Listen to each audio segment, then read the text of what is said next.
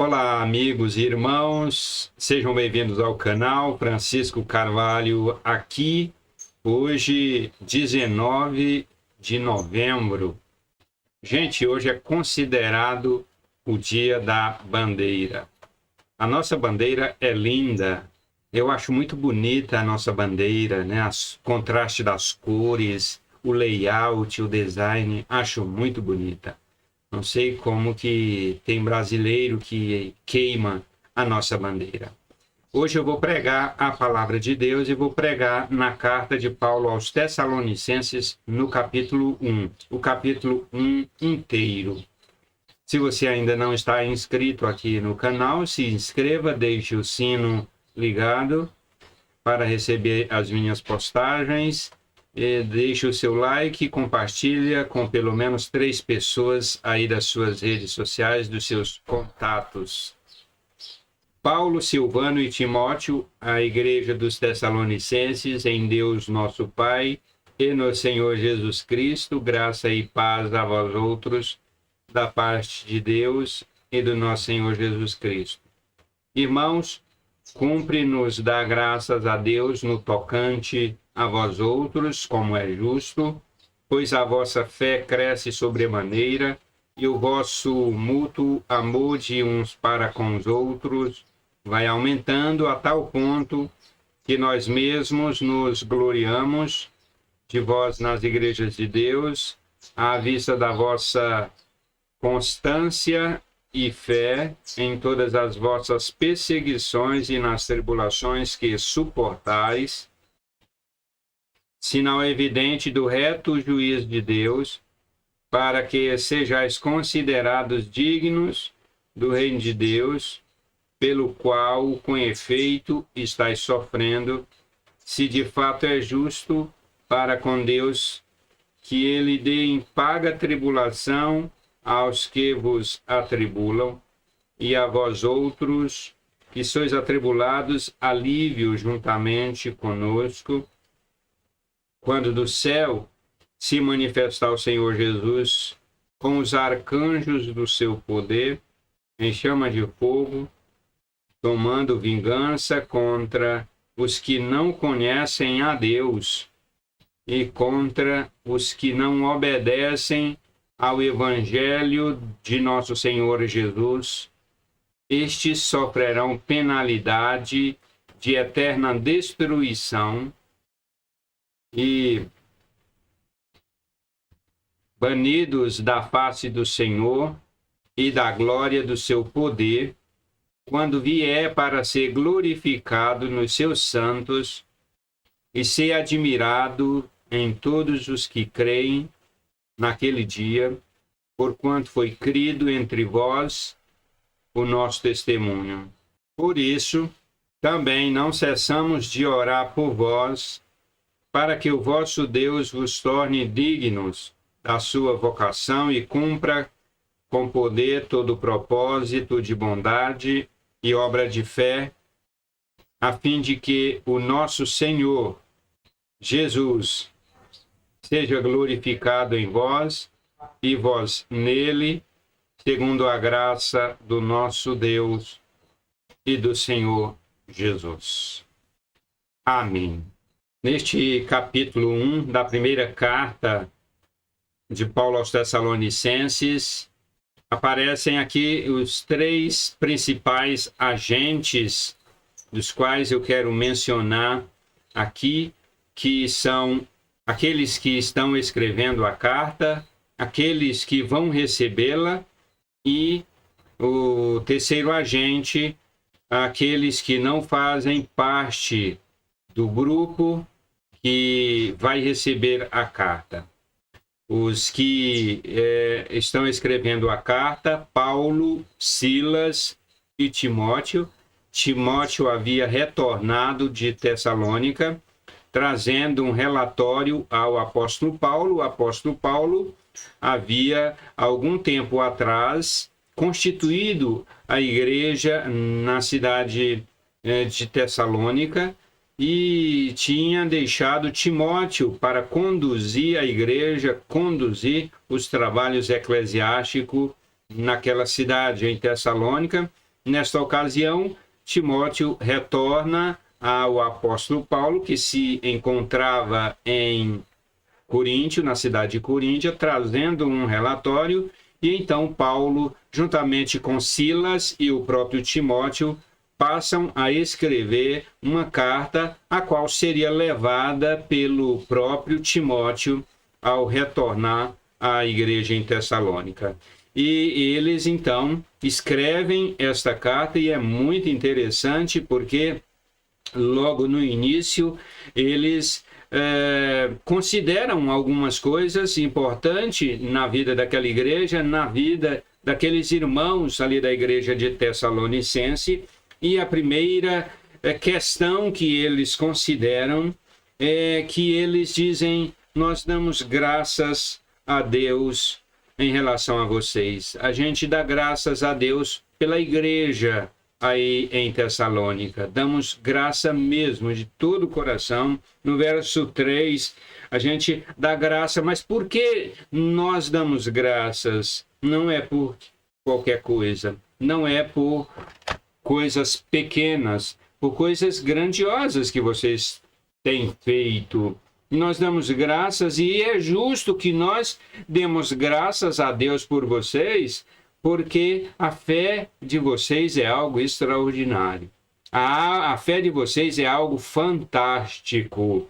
A fé de vocês cresce sobremaneira. Vocês são grandiosos em fé. E também o amor de vocês, de uns para com os outros, dos irmãos entre si e dos irmãos para com os de fora, este amor cresce.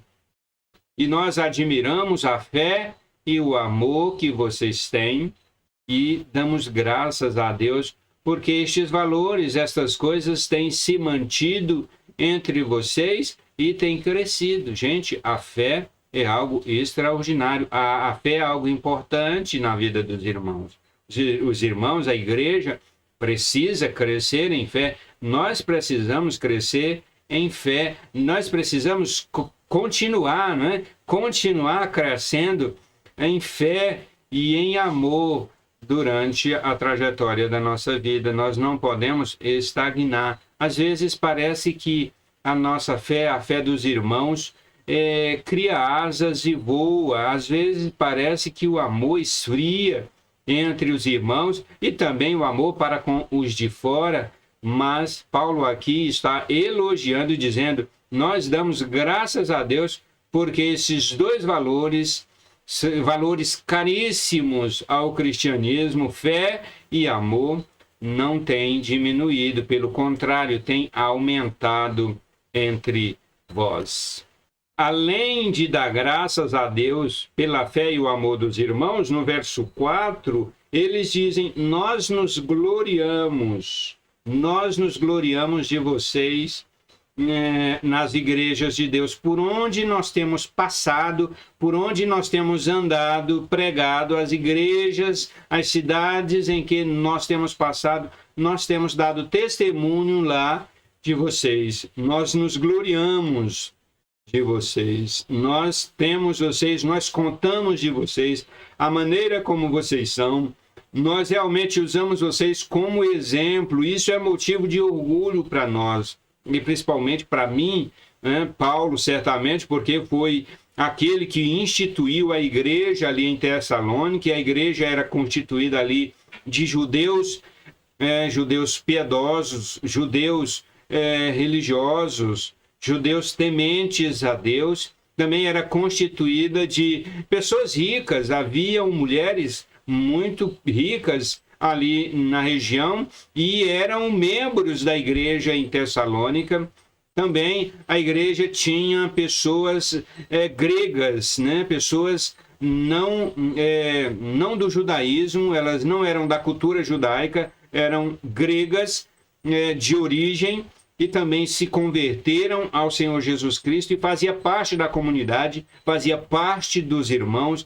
E Paulo, por onde passava, ele dizia: nós nos orgulhamos daqueles irmãos, nós temos orgulho daqueles irmãos.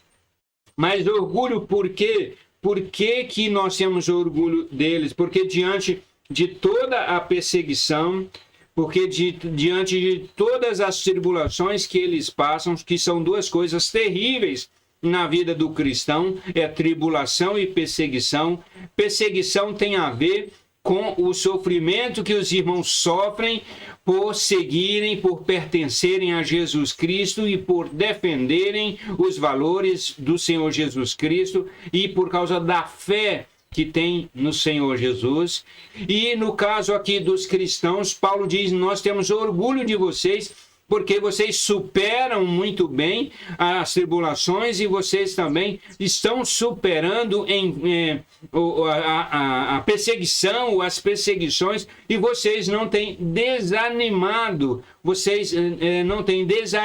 diante das perseguições e das tribulações. E Paulo assim contava para todo mundo por onde passava e se orgulhava da igreja, dos irmãos ali em Tessalônica. Gente do céu, a fé e a perseverança no Senhor Jesus Cristo, diante das tribulações, diante das perseguições, é algo maravilhoso, é algo que até Deus se orgulha. Deus se orgulha quando a igreja aprende a superar em fé as tribulações, aprende a superar permanecendo na fé diante das perseguições, essas duas coisas terríveis na vida dos cristãos, que é perseguição e tribulação. Quando os cristãos aprendem a superar, permanecendo em fé, não saindo, não indo embora, não virando as costas para o cristianismo, para a fé no Senhor Jesus Cristo, para a palavra de Deus e para Deus até mesmo. Deus se orgulha, Deus tem prazer que os cristãos permaneçam na fé, permaneçam firmes e constantes, como Paulo disse aqui. Nós nos gloriamos que vocês são constantes, vocês se mantêm constantes, a fé de vocês é constante, mesmo passando por tribulação e mesmo passando por perseguição. E ainda no versículo 11, Paulo diz: nós não cessamos de orar por vocês. A gente ora por vocês, a gente ora constantemente, intercede por vocês constantemente. E por que e para que nós oramos? Nós oramos a Deus, nós oramos para que o Senhor, nosso Deus, torne vocês dignos da vocação e também para que Ele cumpra com poder todo o propósito de bondade e obra de fé, a fim de que o nome do nosso Senhor Jesus seja glorificado em vós. A gente ora para que Jesus Cristo seja glorificado em vocês e assim Deus confirme a cada dia a vocação. Que vocação é esta? É o chamado. Eles estavam nas trevas e foram chamados para a luz. Eles não eram cristãos e foram chamados para ser cristãos. Eles estavam nos valores do mundo e foram chamados para os princípios e valores de Deus. É essa a vocação. E ele diz: nós oramos para que Deus confirme cada vez mais essa vocação, a vocação com a qual vocês foram chamados, que Deus cumpra em vocês essa vocação, que vocês se tornem cada vez mais dignos dessa vocação e que Deus cumpra o propósito de bondade e de fé na vida de vocês. É por isso que a gente ora, é isso que nós queremos, é que vocês se tornem dignos, que vocês se tornem dignos da vocação a qual foram chamados. O Evangelho é algo caro. Jesus Cristo é preciosíssimo. A sua morte na cruz para salvar é caríssima. Foi o seu sangue derramado, foi o seu corpo rasgado, dilacerado, crucificado no madeiro, numa cruz, pregado com pregos, suas mãos e seus pés, seu corpo rasgado. O sangue de Jesus vertido do alto de uma cruz, e durante toda a via crucis, é algo caríssimo, porque é salvação, é redenção, é transformação. Nós oramos para que vocês se tornem dignos desse chamamento, dessa vocação com a qual Deus chamou vocês das trevas para a maravilhosa luz, do mundo para Jesus Cristo, da velha criação para a nova criação, da condição de uma velha criatura para uma nova criatura, que o Senhor, nós queremos e oramos para que Deus torne vocês dignos dessa vocação maravilhosa. É por isso que nós oramos. Nós oramos para que vocês se tornando dignos dessa vocação maravilhosa e extraordinária, que Deus passe a cumprir na vida de vocês o propósito que Ele tem para vocês, que é o propósito bom, é o propósito agradável, é um propósito de obras maravilhosas. A proposta que Deus tem para a vida de vocês é que vocês vivam as obras da fé, vivam as obras do cristianismo, vivam os valores do cristianismo, os princípios do cristianismo. E vejam que eu tenho mencionado reiterada vez aqui os princípios e valores, porque são as bases do cristianismo, as bases que estão na palavra de Deus. É por isso que a gente ora. Então, Paulo e Silas dizem: nós damos graças a Deus por vocês, nós nos orgulhamos de vocês e nós oramos por vocês. Mas para encerrar, eu quero encerrar esta pregação falando a respeito da perseguição aos cristãos, da perseguição que os cristãos ali em Tessalônica sofriam por causa da sua fé, por causa da sua permanência no Evangelho.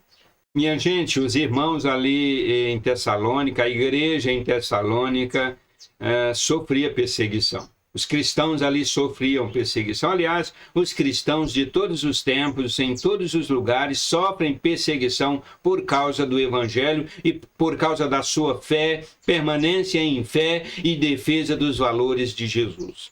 Em todo tempo, em todos os lugares, os cristãos sofrem. E ali em Tessalônica não era diferente, não foi diferente. Eles sofriam. E Paulo, então, escreve a eles considerando essas coisas. E é muito interessante o que Paulo diz, o que Paulo fala aqui. Ele diz: olha, o sofrimento, a perseguição que vocês estão sofrendo, isso se trata do juízo de Deus.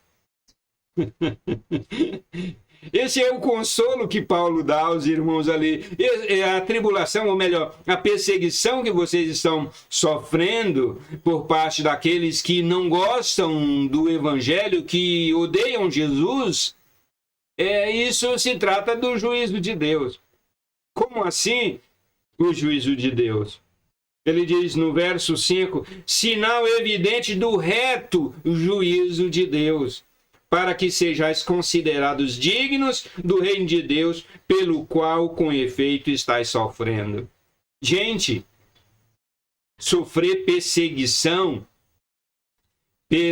por causa de Jesus Cristo, por causa do Evangelho, isso faz parte do reto juízo de Deus, para nos fazer dignos do Evangelho.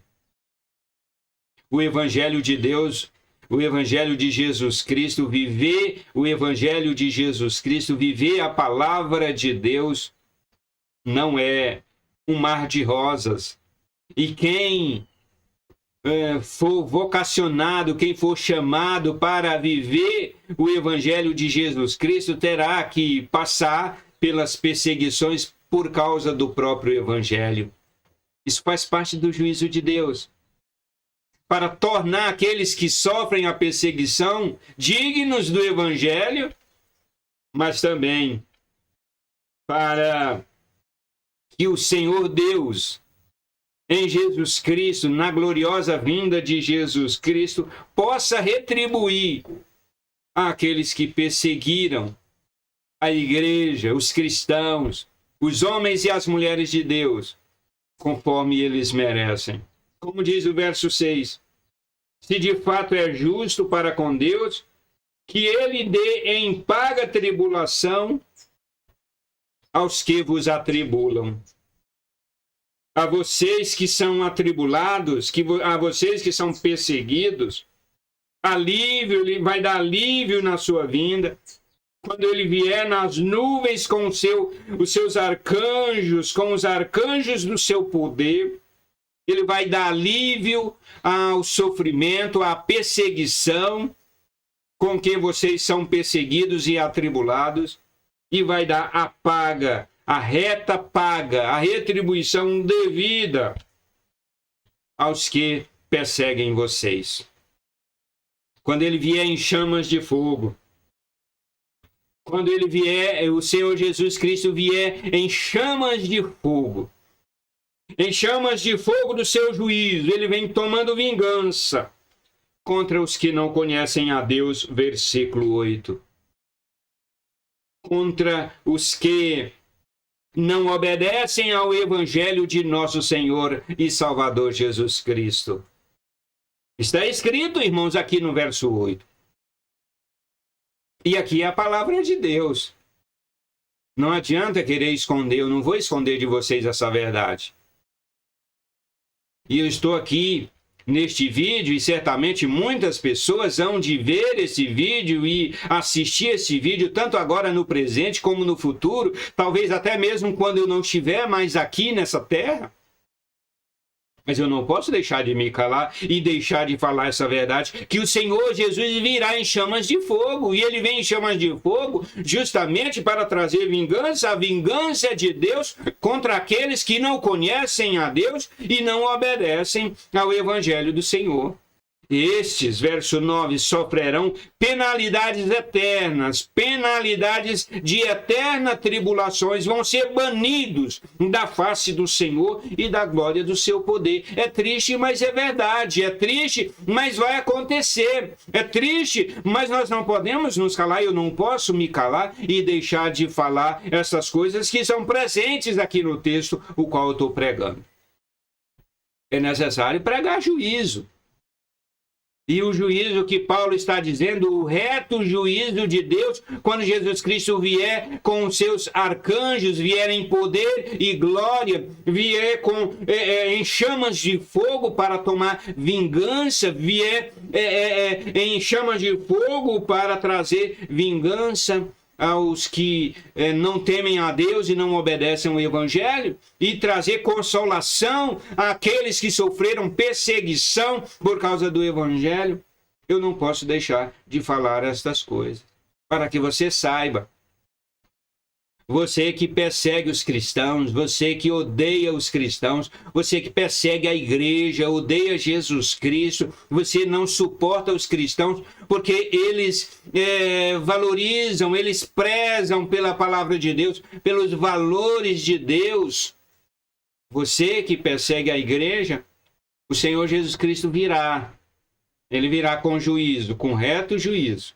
Ele virá em chamas de fogo. O fogo da sua vingança vem queimando e destruindo. E diz, vocês vão sofrer penalidades de eterna destruição. Serão banidos da face do Senhor para todo sempre. Serão banidos da glória, da face da glória de Deus. É isso que vai acontecer. É triste pregar estas coisas, mas é verdade. É a pura verdade. Eu não estou aqui ganhando nada para isso. E não quero ganhar nada por isso. Eu quero somente ter o direito de pregar aquilo que a palavra de Deus diz. Isso vai acontecer. Portanto, igreja do Senhor, persevere, continue perseverando firme. Igreja do Senhor Jesus Cristo e os irmãos, os cristãos, continuem perseverando firmes no Senhor, na fé e no amor. Continue.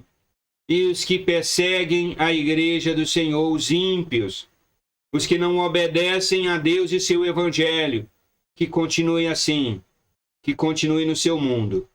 Que o justo continue a praticar a justiça, que o cristão continue a ser cristão e cada vez mais cristão, e que o ímpio continue na sua impiedade, sabendo que o Senhor virá um dia trazer consolação para aqueles que sofreram perseguição neste mundo por causa do Evangelho, e juízo de eterna condenação, banidos da presença e da face de Deus para aqueles que odiaram, que não obedeceram o Evangelho do nosso Deus. Que Deus tenha misericórdia de nós, que Deus tenha misericórdia da sua igreja, que Deus abençoe você e a sua família. Valeu!